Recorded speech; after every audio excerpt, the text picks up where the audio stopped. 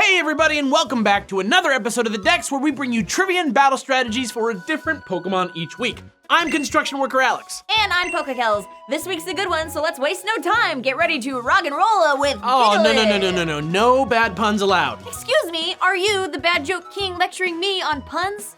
You may be Boldor, but are you daring? Isn't that the Doritos slogan from like 10 years ago? My knowledge is deep and unknowable. Oh, like a cute little Cthulhu. Don't make me Gigalith. Oh, zing-a-bow!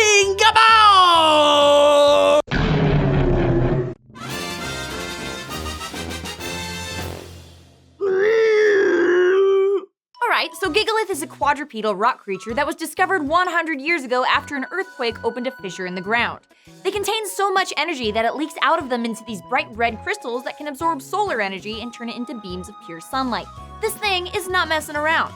Because of their toughness and destructive power, Gigalith are often used in the Pokemon world at construction sites, which is cool because the name Gigalith comes from the Greek word gigas, meaning giant, and the word megalith. A megalith is a huge stone that has been used to construct a monument of some kind, like Stonehenge. This is not to be confused with a monolith, which is a geologic feature made up of one huge rock, like Ayers Rock in Australia. Gigalith, as it is made of multiple rocks, is best described as a megalith, or just as Gigalith. People will know what you mean if you just say Gigalith. That's true, but there's also some cool inspiration in its Japanese localization, Gigalith, which references Gaia, the Greek goddess who personified the primal earth. That must be why Gigalith is so powerful. Beams of pure sunlight, dudes. Yeah, so what I'm curious about is this crazy little excess energy crystals business. Let me tell you, I love crystals, but if this is some pseudoscience weird crystal energy thing, I'll be mad. No, don't trip. There is some pretty good science to be found here. Oh boy, so it's time for some good Pokemon science? No, try something a little more on the nose. Pokemon Rocks, the rock type segment? Nope, it's the long-awaited return of Poke Food. The one where we teach everybody a recipe? You bet. Knowing the answer now, I feel like your clue was actually very misleading.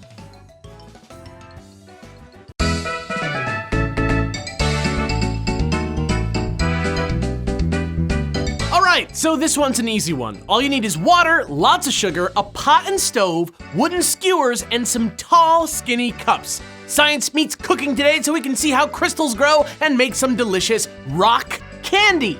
Crystals form when there are high concentrations of certain molecules inside molten earth. When magma cools and becomes rock, the molecules begin to cluster and arrange themselves in geometric patterns. If you want to imagine it, just imagine that the water we're using is magma and the sugar we're using are the crystal molecules. Depending on how much you want to make, you usually want twice as much sugar in your solution as there is water. So if you use 2 cups of water, that's 4 cups of sugar. Stir that in a pot over heat until it starts to boil. At this point, you can add even more sugar to the mixture, which will cause it to become super saturated. At high temperatures, the mixture can handle all that sugar melted into it, but when it's taken off the heat, the water can't support the sugar anymore, and the sugar molecules will start rapidly forming crystals. Yo, back to the recipe, nerd. Make sure your cups are prepped. You can put a drop of food coloring or 2 in the bottom of your cup if you want to have colorful candy, and then dip your skewers in water and roll them in sugar to give your crystals a little head start. While your mixture is hot but not boiling, pour it into the cups and put the wooden skewers upright in the glasses. You should start to see crystals beginning to form within minutes, but for best results, you'll need to wait 7 to 10 days for it to grow big enough to be candy-sized. At that time, break through the layer of crystal on the surface and free your skewer. Let it dry, and then you've got some legitimate rock candy to snack on while you think about how Gigalith's crystals grew pretty much the same way underground, which is how real crystals are made. It takes time, but it's worth it because it's science, you know? It's science.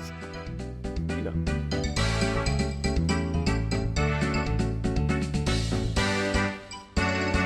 Cool! I love experiments you can eat, especially when they make you learn. Oh, whoa, speaking of learning, Gigalith is a force to be reckoned with in VGC 2017. So if you want to learn how to use them, just chomp on some rock candy and listen up. But mine won't be ready for a whole week. Should I pause and come back later? What? No, just check out these battle strats now, dog. Learning is for any time. Pokemon! Gigalith is always great for a free sandstorm now with its new ability Sandstream, but it also does great on a Trick Room team, which can help Gigalith put in some serious work, and it's why Worlds 2017 was lousy with him. Start with the Brave one and EV train it in HP and attack, but with a little bit in defense too, since you only get a special defense boost from the sand. Pair him with some kind of Trick Room user to get him set up, probably Porygon too, and if you can, try to get a curse up too. It raises attack and defense at the cost of your speed, but under a Trick Room, that's a gift, baby, not a curse. Once you're all set, you'll hopefully be going first every turn, so be strategic with your stab rock moves. Stone Edge has a high crit chance and it's more powerful, but Rock Slide is going to be your bread and butter because even though it's weaker, it hits both opponents and has a freaking 30% chance of flinch. That alone can swing the match into your favor if you hit it. What Stone Edge should always be used for, though, is activating the Z move Continental Crush, which you can use by giving Gigalith Rock EMZ to hold. Not only is it devastatingly powerful, but like all Z moves, it can hit through Protect for reduced damage, which can sometimes earn you that late game KO anyway. And in the 4th slot, you're going to want to go with Protect. You'll have a lot of HP and the Sandstorm will help, but if you sniff out an easily avoidable attack headed your way, this is the way to avoid it and survive another day. Plus, it's great for stalling out tailwinds in terrain, so keep that in mind whenever you need some extra incentive to play defensively. Great, now you can go win worlds. But of course, that's not the only way to train a Gigalith, so as always, here are a few random thoughts. Earthquake is a great move on this set for coverage if you've got teammates who can either tank it or fly right over it. Or if you're looking for a less obvious form of speed control with some added damage on your side, you can try Bulldoze as well. As we all know, Gigalith's a big heavy boy, but rather than roast him about it, why not try running Heavy Slam?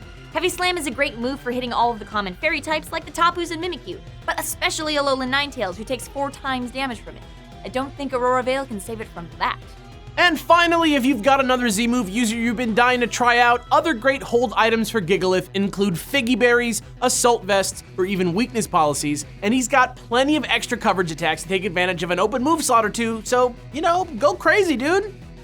And that's it, Gigalith, living rock candy that would kill you if you ate it. Oh, and make sure to send us pics of your own not deadly rock candy that you made too. Or why not take some rock candy with you to the beach? Just because the school year already started doesn't mean you can't go munch on some rock candy with your buds down on the boardwalk in one of our killer new Dex tees, does it?